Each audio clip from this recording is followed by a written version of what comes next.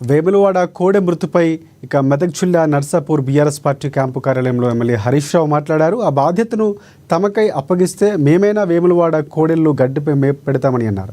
దక్షిణ కాశీగా విరాళ చెల్లుతున్న వేములవాడ కోడెల మృతి చెందడం రాష్ట్రానికి అరిష్టమని చెప్పారు హరీష్ రావు. రాజన్న కోడెలకు గడ్డి పెట్టకపోవడంతో 27 కోడెలు మృతి చెందాయని తెలిపారు. అలాగే విద్యార్థులకు ఫీజు రీయింబర్స్మెంట్స్ విడుదల చేయాలని డిమాండ్ చేశారు హరీష్ రావు. రాష్ట్ర ప్రభుత్వం నిర్లక్ష్యం పాలన మూగ జీవాల చావుకొచ్చింది.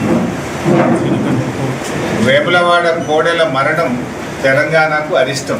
వారం రోజుల సమయంలో వేములవాడ దేవస్థానంలో భక్తులు సమర్పించిన కోడెలు మరణించడం ఇది చాలా దురదృష్టకరం.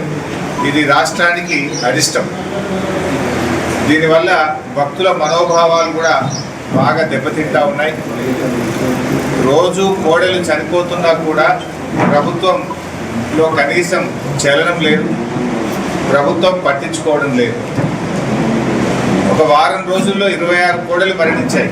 మరికొన్ని కోడెలు అనారోగ్యం పాలై చావు బతుకుల్లో కొట్టుమిట్టాడుతూ ఉన్నాయి. అయినా ప్రభుత్వం